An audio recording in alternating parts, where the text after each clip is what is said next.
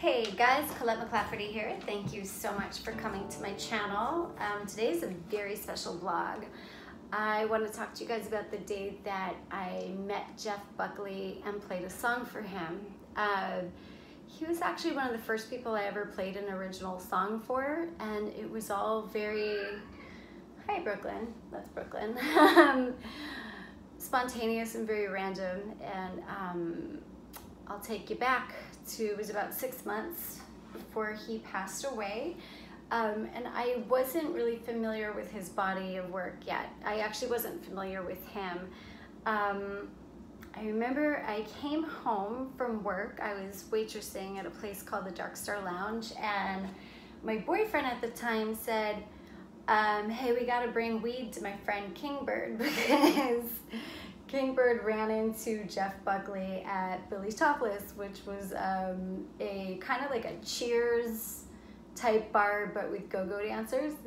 And they ran into each other. I guess Kingbird had met him before, and he was like, yeah, come back to my place, let's smoke a joint. Only the problem was he didn't have any weed, so he called up my boyfriend frantically saying, Jeff Buckley's coming over, we need weed. And so I wasn't familiar with him at the time, but my boyfriend had told me that Jeff Buckley was a famous folk singer, so I was excited to meet him.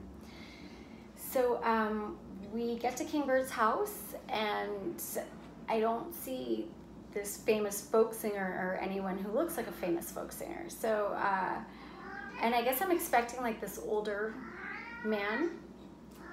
Brooklyn's very vocal, that's my cat. It was just me, my boyfriend at the time, Kingbird, one of the dancers from Billy's Topless, and this like young East Village looking kind of like scruffy musician type who was just drop dead gorgeous. And I'm not thinking that that's Jeff Buckley, because for some reason I'm just expecting someone older. I don't know, I just heard the words famous folk singer, and I was just expecting like a older, kind of more distinguished, sophisticated, kind of intellectual type of man. Not that Jeff Buckley is not intellectual, he's extraordinarily intellectual, but at first glance, he just kind of seemed like this really gorgeous, like downtown kid. So I'm like, oh, okay, Jeff Buckley's not here. That's cool, we're out, let's smoke a little, play some music. So everyone started playing their songs, and at this time I was brand new to songwriting. I wasn't sure if I was gonna pursue it. I didn't know if I was any good, if I had anything worthwhile to say or sing, or, if I had any type of shot as a singer-songwriter at all. I really didn't know. So I had played this song, I'd written this song, Do What You Gotta Do. At this point, I'd only played one gig in my life, and I'd only played one song at that gig, and this was a new song. I had no idea if it was any good whatsoever. And because it was my boyfriend and Kingbird and a dancer from Billy's Topless and this scrappy, Lower East Side boy, it felt like a very safe space. We were having a really great time playing music, and my boyfriend at the time said, why don't you play one of yours? So I was like, okay. I don't even know if he had heard it yet. So I pick up this guitar, and like I'm excited and nervous, but like, okay, I just gotta see if this song's any good. And I start singing. See the woman working on the corner, yeah, I've seen her a million times. She scans the intersection for a meal ticket for a lonely passerby. She walks up to his window and she shifts in her thigh boots. She says, I do what I gotta do, what I gotta do, what I gotta do. And so the scrappy Lower East Side boy, who is so drop dead gorgeous, he's listening really intently to the song. He's into it. He's following the story and the lyrics, and he picks up this acoustic guitar that had 4 strings on it, and he starts playing it like a bass. And now this is the first time in my life that I'm actually singing a song with another instrumentalist. So this is such an exciting moment. Like, I'm jamming my original music for the first time.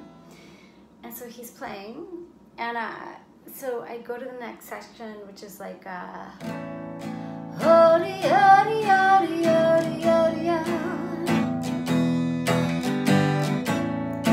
hody, hody, hody, hody, hody. That could have easily been me in her shoes. So do what you gotta do, what you gotta do, what you gotta do. And at this point, like, once I sing the first do what you gotta do, what you gotta do, what you gotta do, he starts like mouthing it, you know, and I do the second verse and chorus, and then I do the last verse, and it's like, and you're looking at me like you don't know me, though I've seen you a million times. You used to call me every single day, but now you're hurting me with all your lies. So if I gotta take a hint to take a hike, I need the word from you. And then all of a sudden, this kid, he's playing this 4-string beat up acoustic guitar. He starts really singing with me full force. Do what you gotta do, what you gotta do, what you gotta do. I just fucked it up, sorry, just played it totally wrong. So if I gotta take a hint to take a hike, I need the word from you. Do what you gotta do, what you gotta do, what you gotta do. And he is singing at full force with me. So at this point, I still don't know who the guy is. I just still think he's like this random kid. And we're just like singing at full force. And when it was over, he looked at me and he was like, I never want to forget that song. And I downplay it. I'm like, oh yeah, you know, maybe it'll be something someday. And on the inside, I'm thrilled because like somebody likes my song. And I'm thinking, wow, someone actually wanted to pick up an instrument and play along. Like, maybe I can actually do this. And so we played music all night. I played him some other songs, and he was receptive to the other songs, but he's like, your other songs are good, but that Do What You Gotta Do song, like, that's an amazing song. And my boyfriend at the time played some stuff, Kingbird played some stuff. The dancer from Billy's Toddler, she wasn't really a singer, but she would just kind of like improv, and she was really fearless. And she's like, oh, I'm just doing this for fun. And she just made some really cool choices. It was really cool because since she wasn't necessarily coming from a musician's point of view, she came up with some interesting stuff. And this kid, you know, he was jamming out all night. And at one point, I think someone asked him to play one of his songs, and he was like, nah. And we played till about 6 or 7 in the morning, and I'm sure I mentioned he was really gorgeous. I kind of, even though like we were really vibing musically, I kind of kept my distance from him out of respect for my boyfriend. And he went to hug me goodbye, and it was like, it had the potential to be a very long hug, and I cut it short.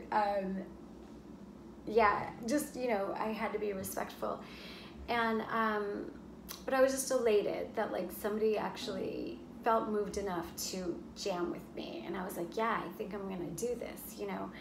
And my boyfriend and I, at the time, we went home. And then like the next day I asked him, I was like, oh, hey, who was that guy that I was playing that song for?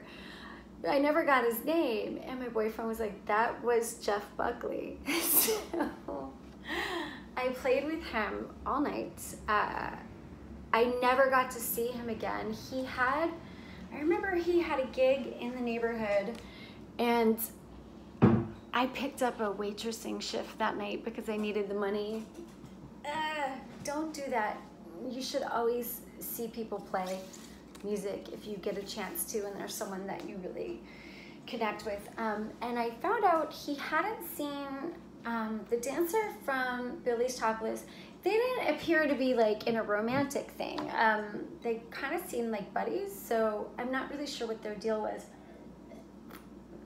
But so she went to the show, and I guess he saw her in the crowd. They hadn't seen each other since that night. And he's like, hey, I bought you a guitar, like come see me backstage. So he like bought her a guitar, and hopefully she kept playing. And yeah, 6 months later he died, which was really devastating. And between the day that I jammed with him and the day that I learned of his death, I went out and I bought Grace, and I was really blown away by it, and I listened to it probably hundreds of times. You know, he started this whole collective school of singing from male vocalists in the modern rock world, and it was almost like hearing angels sing. And I remember there was something about him that was very, like, you could really see him living in the moment. Like, he was really appreciating every second, or he certainly was that night that he was at Kingbird's house. And so I got Grace, I fell in love with that album, and then I got Sketches for My Sweetheart, The Drunk, and there's one song off that album that really spoke to me, which was New Year's Prayer, and it had the lyric, feel no shame for what you are. And I loved that. You know, that's a sentence that makes so much sense. Feel no shame for what you are. And later on in life, when I got sued for $10 million by that total stranger, and when the New York Post decided to lie to the country and say that it was, you know, I got sued for being old and ugly. And I remember there was a media outlet called Mass Appeal, and it said, it had a picture of Pink, and it said, Collette McLafferty, there's a price for being too old and ugly. Yeah, I think they took that article down. But it brought me back to that lyric, feel no shame for what you are. Like, why, there were all these media outlets that were basically insinuating that because I was a singer in my 40s, that I'm supposed to be ashamed of this. And it just really just brought me back to that lyric. And I decided that when the lawsuit was over, or I got to the point where I knew I was gonna make it, that I was gonna get the words feel no shame for what you are tattooed on my arm. And I think is it backwards? I think it is. And this is 41, it's my age. It's the age that I was at the time. And I got this lyric from Jeff Buckley's New Year's Prayer, and I actually put it in a music video, which is on my channel. It's a cover of me singing Pink's Perfect. Yeah, those words really carried me through that time in my life, and it was one of the coolest nights of my life. Like, even if that guy hadn't been Jeff Buckley and it had just been a random stranger, it still would have been just as special. It was the fact that I'd been playing music with Jeff Buckley all night and had no idea, that made it so cool. So it's like, even through the tough times in the music world, I always keep that story with me. Anyway, thank you so much if you have listened this far. I have a book out called Confessions of a Bad Ugly Singer, and it's about the time that I got sued for $10 million for singing one night in a Pink cover band, and then the New York Post wrote a fake news story about me with the headline, Singer Sued for Being Too Old and Too Ugly for Pink Cover Band. And now if you Google Bad Ugly Singer, I'm the first thing that comes up on Google. So I wrote a book about it, and I actually do write a little bit about my encounter with Jeff. I write about that night, and also just what the lyric "Feel no shame for what you are" meant to me and how it carried me through that extremely challenging part of my life.